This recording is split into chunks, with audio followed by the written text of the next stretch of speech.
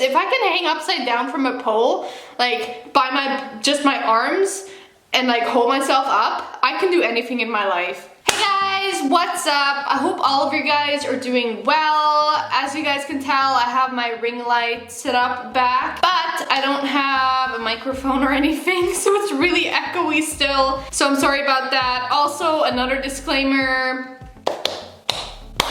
I'm literally about to go out, and so I ain't gonna lie, I am also drinking some beer as I'm filming this, because if you live in Norway, you know how expensive it is to drink out. So I'm pre-gaming by myself as I'm filming a YouTube video. I'm also really fucking late because every time I get ready to go out, I think I have way more time than I actually have, and anyways. In today's video, I want to talk about what it's really like to be a pole dancer. The reason why I really want to talk about this today is because I think that a lot of the time when it comes to pole dancing, all you really see is the end result. All you really see is all the graceful, nice pole dancing, and it almost makes it seem effortless. Like, I think we've all been there looking at really good pole dancers, and it's like, it just looks like they're just like dancing through the air, like no problem, this is easy. And it's like, no, honey, there's a lot of work that goes behind that stuff, and that's kind of what I want to highlight in this video.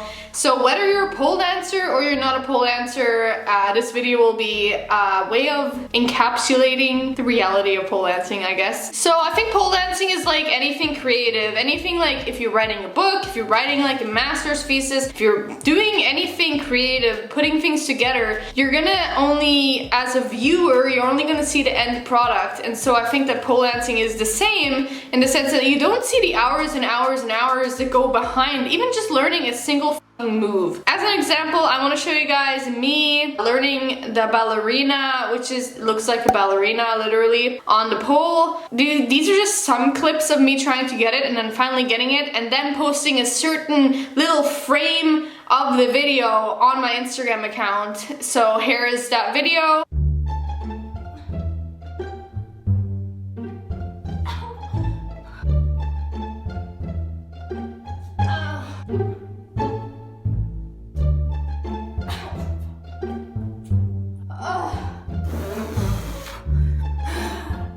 This is what it's actually like. And I'm gonna show you guys what I ended up posting on Instagram. As you guys could tell by that Instagram photo, it's super graceful. It shows a super graceful side of pole dancing, which is the end goal of pole dancing, and that's what we all strive for. But most of the time, we're all struggling to learn how to do that. And I think especially if you are a pole dancer, if you're new to pole dancing, you might sometimes feel a little encouraged by looking at all these super good pole dancers. They're all pointing their feet. They're all so good.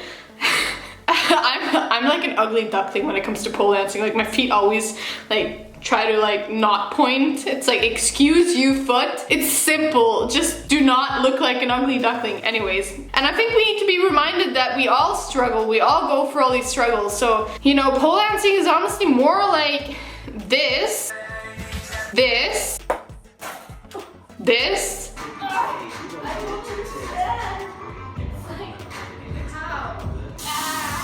and this.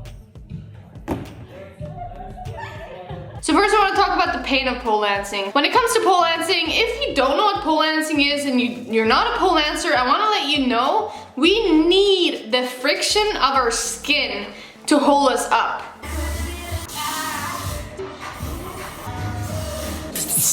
We need the like this is why we're half naked when we're pole dancing. Like, you literally need the inner thigh grip for some moves. That's why we are wearing Brazilian shorts for pole dancing. Like, we have to have our skin's friction to the pole to be able to pole dance, and that includes conditioning your skin to getting used to being in pain, basically. So when I first started pole dancing, I had so many bruises. I had so many bruises and rashes and things like that. And as you get better and better at pole dancing, it lessens the pain. But once you first learn certain moves, it's gonna hurt like a bitch if you're not used to your skin gripping the pole in that area. And that is completely normal. Everyone goes for that. Even the most experienced pole dancer was there one time. It is okay. We're all in this together, honey. Side note, if you're new to my channel, I've been injured for a year now and I recently started pole dancing again. and my skin isn't conditioned to the pole yet, and you can see I literally look like a Dalmatian. Like, look at all these bruises. Also, when it comes to pole dancing, just generally, you know, a lot of the time you'll see failures of pole dancing. If you follow the page called Pole Lulz, like Pole Lulz, you'll know, like, they share a lot of failure things, like people failing when pole dancing, like straight up just falling off the pole and stuff like that. That doesn't happen that often, honestly. Like, most of the time it'll just be you trying to do moves and not getting them. But there is definitely failure, and I just want to include some of my failures because they do happen.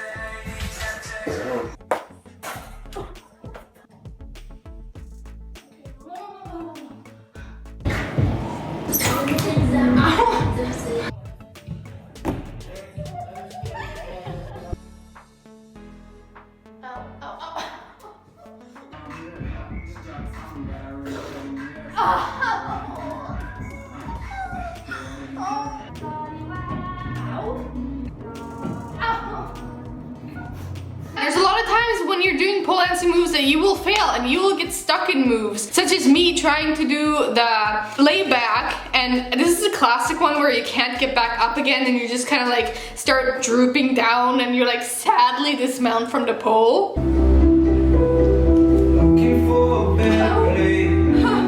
That's normal. That happens to a lot of people. If you have to try to do a move a million times before you get it, that's normal. That's pole dancing for you. It takes a lot of perseverance and endurance to be able to be a pole dancer, and I think that a lot of people just kind of forget that. People from the outside, because they just associate it with this super sexual thing, which again is not a bad thing in itself, but people just kind of diminish the amount of work it takes to become a pole dancer, to be really good at pole dancing. Like, it takes a lot of strength. It takes strength, flexibility, endurance. It takes like all of those skills to be able to pole dance, and a lot of failure and a lot of mental strength. Like, it sucks to like not be able to do shit. Like, I think we all can relate. Like, you want to be able to do shit, but with pole dancing, you're constantly reminded of not being able to do stuff. So I guess to end of this video, I kind of wanted to say that failure is why I pole dance. It sounds kind of counterintuitive, but the failure is why I pole dance, because, you know, you spend all this time trying to get this move. You spend all these hours, these techniques, getting better at flexibility, getting better at strength, getting better at all these different things that you're trying to work on, and it's just like seems so impossible to get this move. It's just like it's almost in a different dimension that you're gonna be able to do this move. And then one day, somehow, stars align and somehow you're able to do this move. That feeling of finally being able to do a certain move, especially if it's a really kind of advanced move. Like, I remember when I learned the Aisha, which is this move, I was like, I can do anything. Like, I can do anything in my life. And I know I sound so cheesy and I almost want to cry even saying it, but like, going from ground zero and doing all of these different things that almost seem so insignificant and useless, and then like building yourself up and building yourself up and building, and just like, and going for all of these like failures and stuff, and then finally being able to do something that you've been trying to do, that extends beyond pole dancing.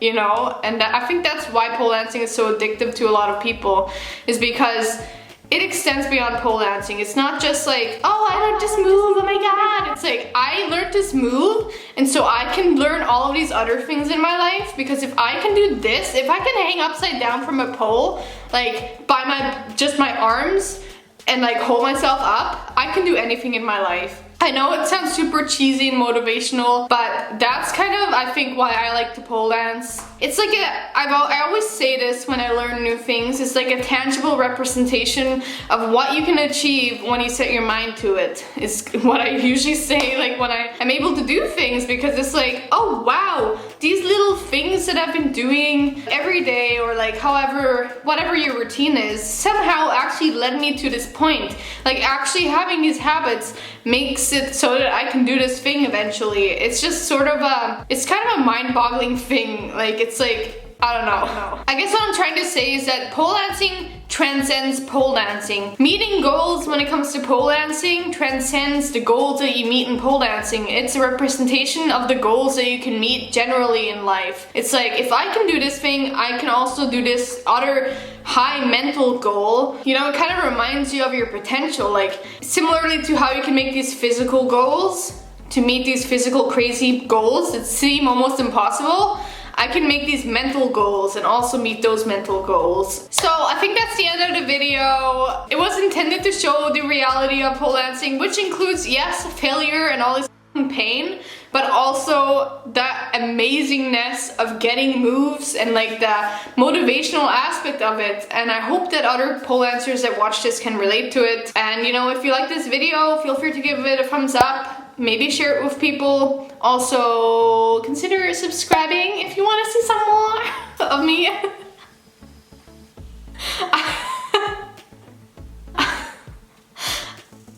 I don't know what that was. Other than that, I just want to remind you guys to always be the light you guys want to see in the world. Don't let anyone ever tell you guys can't do anything good for the world, because you can.